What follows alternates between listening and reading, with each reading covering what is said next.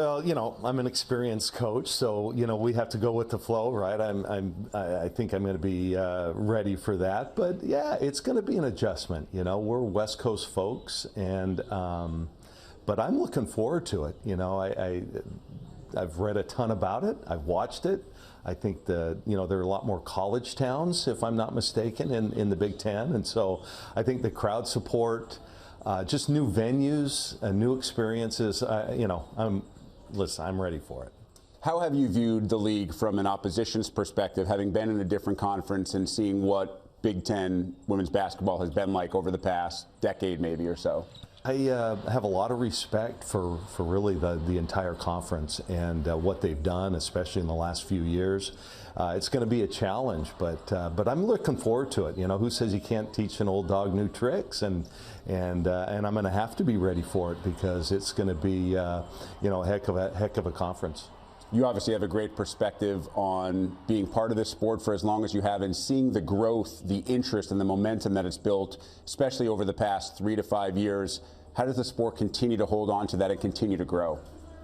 Wow, it's exciting to see the changes. I mean, when I first got into the business, there wasn't a whole lot of interest in women's basketball, and to see where we're at now, we're riding the crest of a big wave, and I love it. And I think we've been a part of it at the University of Oregon. When you look at some of the players that we've had, some of the success that we've had, I think has played a part.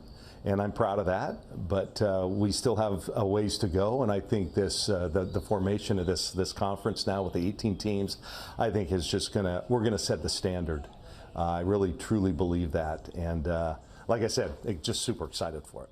I got to talk to Rob Mullins about what they call the decade of the duck and this unbelievable 10+ year run. Your program, the football program, so many of the non-revenue sports doing well, obviously Dana's program as well. What's it been like for all of you to be a part of this unbelievable run of success? Well, I'm happy to have been a part of it, no question about it. I'm grateful for it. I've learned so much from the other coaches, and you mentioned Dana and certainly Dan Lanning, and Rob. I think Rob is just a great leader.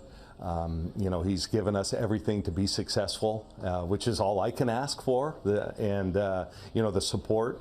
But yeah, it's we're going to bring a lot to the Big Ten. We're excited about joining, but I think people are kind of intrigued a little bit and excited about going to Eugene and seeing what the University of Oregon is about. I think people are going to like it. They're going to like that, playing up there and having us be a part of the conference. But yeah, I've been blessed. I'm really grateful, to be part of this new journey. Kelly, I know there's no perfect answer to figuring out what an ideal schedule is for a league that has 18 games, coast-to-coast travel. Obviously, you'd like to keep some non-conference competition on the schedule that's meaningful, maybe some old-school rivalries. How do we get there? Yeah, I don't know. I don't know what it's going to be like. I truly don't. But it's okay. We got to adjust, and I think our student athletes, they're young and vibrant, and they're going to be fine with it. It's old codgers like me, that are going to struggle a little bit. But I think that's to some degree a little bit overrated. Maybe the time zone change might be different, but we're going to be playing, let's say, Maryland at 7 o'clock in Eugene. Well, their body clock's saying 10 o'clock. That's going to be probably a bigger adjustment for them going west than it is us going east. But I don't know. I don't know how it's going to play out. The Pac-12 has traditionally had its postseason conference tournament in one location, finds a spot that it works, and it's been there for a while. The Big Ten has traditionally done more of a rotation. Certainly Indianapolis and Chicago have gotten the lion's share, but it's moved around.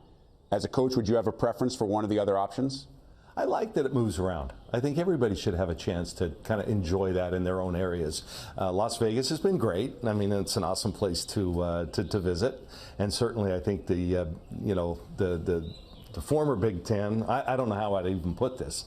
The traditional schools in the Big Ten, I think, are going to love going to Vegas if that is indeed where the tournament will be when it comes west.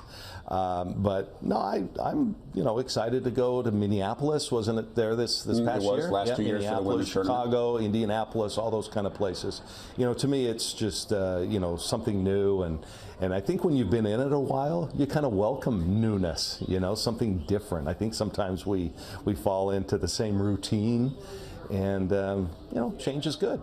One of the other conversations and potential changes that's being discussed is the start of the women's tournament, and perhaps moving those first and second round games, instead of being at the highest seeded team's home floor, to a larger arena. Corey Close gave a really interesting answer when I asked her about this. She said, we've tried it before. Let's make sure that we are where we need to be before we try it again. What do you think? Well, I fall into that camp too. I think right now it's not broken. However, I think eventually we need to get to where it is truly a fair tournament. It is difficult to go onto a home court somewhere and win in the first 2 rounds. So I think, and I've been a host several times, even as Gonzaga. Before that, we were hosting and had success at home. But I truly believe that at some point we need to get to the neutral sites, similar model as the men's tournament, and go that way.